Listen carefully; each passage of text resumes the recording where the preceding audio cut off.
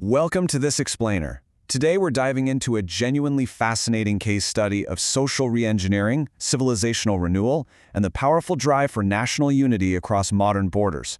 We're going to be exploring the deep-rooted identity and, frankly, the modern geopolitical reawakening of the Afar people.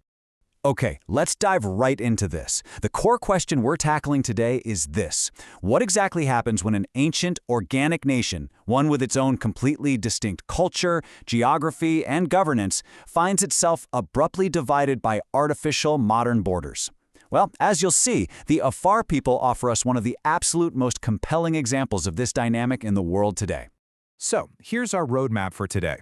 First, we'll look at the Afar civilization. Second, their ancient roots and sultanates. Third, fragmentation and colonial borders. Fourth, the nationalist reawakening. And finally, number 5, building the Afar future. Let's get started. Section 1. The Afar Civilization. The Organic Reality. I want you to think about the sheer strategic weight of the Afar homeland. We're talking about the famous Afar Triangle, which actually spans across modern-day Ethiopia, Eritrea, and Djibouti. It acts as this massive, vital, geopolitical bridge between the Red Sea and the Gulf of Aden. And just to put its economic importance into perspective for a second, roughly 75% of all the vital roads linking the Ethiopian capital to the coast run right through Afar territory. Plus, it completely encompasses the heavily utilized Awash River basin. It's a hugely important area. Now, to survive in this incredibly beautiful, but let's face it, pretty hostile and arid environment, the Afar have historically relied on something called transhuman pastoralism. And this isn't just aimless wandering in the desert, not at all. It's a highly patterned, highly strategic movement of people and their livestock, mostly camels, goats, and sheep, moving between very specific locations. This incredibly demanding lifestyle is exactly what forged their fierce warrior culture, which is just so deeply rooted in survival and, above all, a profound sense of independence. Actually, that whole mindset is brilliantly captured by a traditional Afar proverb. It goes like this: I accept you in my home as a brother, but I do not accept that you put my authority questioned. I mean, that really hits the nail on the head, right? It's an ultimate expression of their values. You have this immense, welcoming hospitality, but it's coupled with an absolutely unyielding defense of their autonomy over their own land.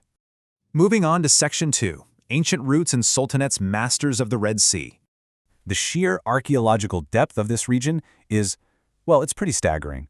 The Afar Depression is actually famously known as the cradle of humanity. You might already know this, but it's where anthropologists discovered Lucy, the incredibly famous 3.2 million-year-old human ancestor. So the human footprint in this specific area literally goes back to the very dawn of our species. Fast-forwarding into recorded history, the Afar governed themselves through these incredibly powerful, centrally governed sultanates. We're talking about historical entities like Asa, Tajura, and Gabed. And these weren't just, isolated desert camps. They were highly organized nodes that managed really lucrative caravan trade routes. They were the ones linking the whole African hinterland right to the Middle East, trading in huge volumes of salt, ivory, and incense. Crucially, though, they had a highly sophisticated internal structure. They operated under something called Madah, which is essentially an indigenous constitution of customary law. You had your traditional clan leaders, you had judges who were entirely focused on ensuring restorative justice, and this whole council-based system for consensus decision-making.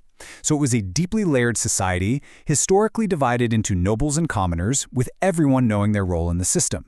Which brings us to Section 3, Fragmentation and Colonial Borders, the Fall of the Nation. So let's look at the timeline here.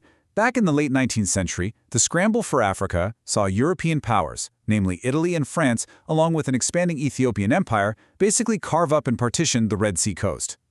Then, post-World War II, the Awusa Afar were fully incorporated into Ethiopia. And later on, you had the independence of Djibouti in the 1970s and Eritrea in the 1990s. And what all of this did was finalize the drawing of very strict, modern sovereign borders right across what used to be a completely contiguous Afar triangle.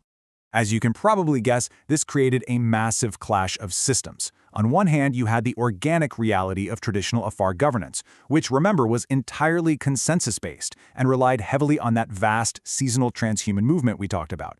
But pitted against that, you now had imposed state governance. This new system was highly centralized. It enforced these artificial borders that totally disrupted ancient grazing routes, literally separated families, and often pushed policies of forced sedentarization, making nomads settle in one place. Looking at the academic records from the era, they clearly outline the fallout of these massive geopolitical shifts.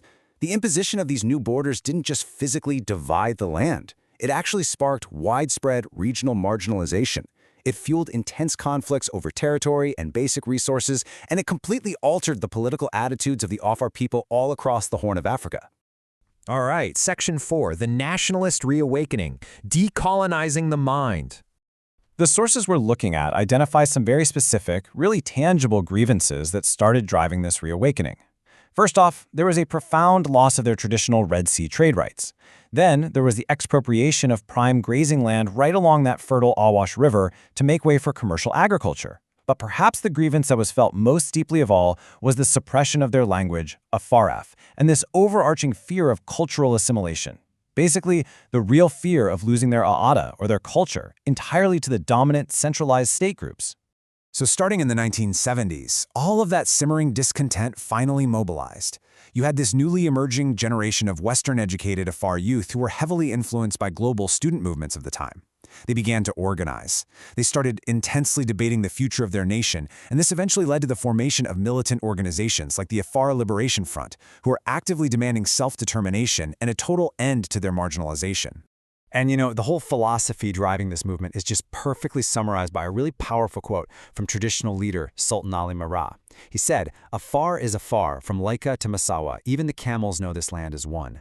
I love that framing. That right there is the absolute core of their nationalist reawakening. It's this deep-seated drive to reclaim a spiritual and spatial oneness, totally regardless of the physical borders that were drawn by outside powers. Finally, Section 5, Building the Afar Future, Social Reengineering. Based on the texts, there are a few very distinct steps proposed for this social reengineering. First up is language revival.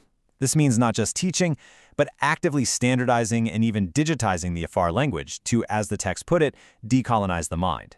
Second is economic modernization.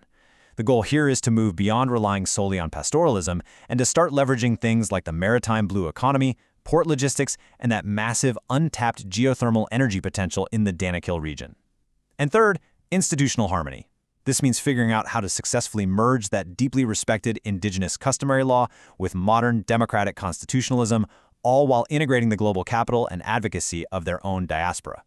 However, to look at this neutrally, the sources do point out a pretty significant internal challenge that is complicating this whole roadmap, and that is growing generational tension. On one side of the coin, you have the traditional gerontocracy, the rule of the elders, which has successfully maintained social cohesion for centuries, right?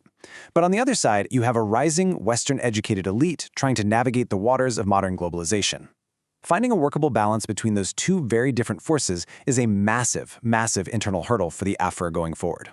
Which really just leaves us with a pretty profound question to ponder today. As this ancient, incredibly resilient civilization goes through this modern reawakening, what is the ultimate result going to be? Will the push for Afar national unity eventually force a redefinition of the geopolitical borders of the entire Horn of Africa? Or will they find some new way to thrive as one unified people, even while physically divided across 3 sovereign states? It is an absolutely fascinating dynamic to watch unfold. Thank you so much for joining me for this explainer, and I'll see you next time.